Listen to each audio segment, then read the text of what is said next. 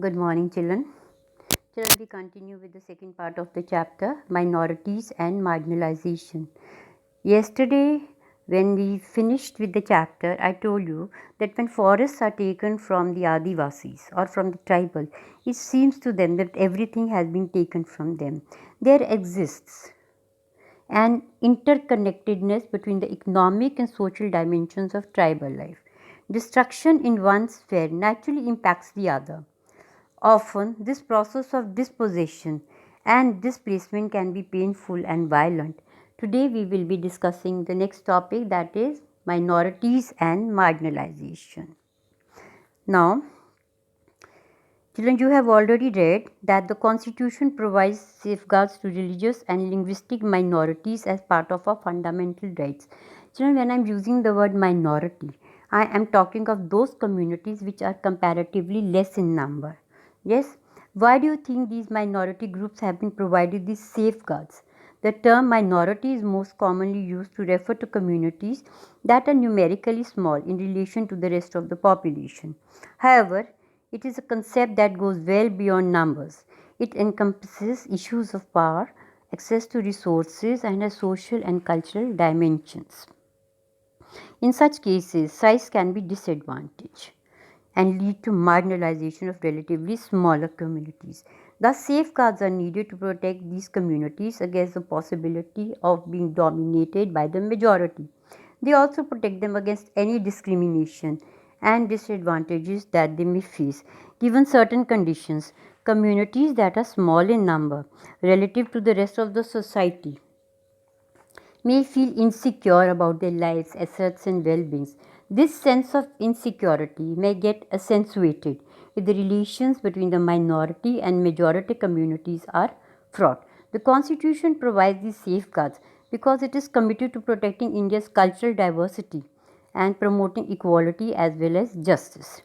The judiciary plays a very crucial role in upholding the law and enforcing fundamental rights. Every citizen of India can approach the court if they believe that their fundamental right has been violated. Okay, the next topic is Muslims and marginalizations. Children, I told you in the beginning of the chapter we will be reading about two communities in India that are considered marginalized. We have already read about the first community, that is the tribals or the Adivasis. The next community which is considered marginalized is Muslims. Now, why are Muslims considered marginalized? Muslims are 14% of India's population and are considered to be a marginalized community in India today because, in comparison to other communities, they have over the years been deprived of benefits of socio-economic development.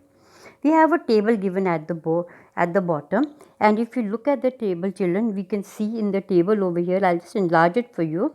We have the Hindus, Muslims, Christians, and Sikhs. And if you see, Pakka houses, electricity, and tap water. These are the basic facilities. Now, when it comes to Hindus, 65% of Hindus have these facilities. They have electricity in their houses, and they even have 43% of the Hindus have tapped water. That is, water comes in their houses in tap. As you see, Muslims, 63.8%. Now, the number has gone up. In the previous classes, we have read about the number of Muslims, which was comparatively only 60%. And of course, the Muslims, 67% of Muslims have electricity in their houses, and 35% of Muslims have tapped water. Then comes the Christians, and then comes the Sikhs. Okay, you see, Sikhs are at the bottom. This means 91% of Sikhs live in Pakka houses, in properly constructed houses. 96% of Sikh families have access to electricity, and tap water is 49.3%. On the next page also, children, we have two tables given over here. Which religious group has the lowest literacy rate? If you look at all the figures which are given over here, amongst them the Muslims have the lowest literacy rate. Yes. And in the second table which is given over here, that is public employment of Muslims, that which people in the community have the maximum or the minimum are minimum employed. Yes, less number of employment given. And again, of course, it is the Muslims over here. What do these figures convey? These figures convey a very important message that Muslims are a minority group. Minority group means that they are comparatively less in number. Okay, now just look at the paragraph given under the figure. Recognizing that Muslims in India were lagging behind in terms of various development indicators, the government set up a high-level committee in 2005. Chaired by Justice Rajinder Sachar, the committee examined the social, economic and educational status of Muslim community of India. The report discusses in detail the marginalization of this community. What this means that Indian government wanted to find out about this marginalized community, so they set up a committee, and the head of the committee was Justice Sachar. And Justice Sachar, he con- he of course conducted a survey, and he submitted a report to the government. It suggests that on a range of social, economic and educational indicators, the situation of the Muslim community is comparable to that of other nationalized communities like scheduled caste and scheduled tribes. For example, according to the report, the average years of schooling for Muslim children between the age of 7 to 16 is much lower than other socio-religion communities.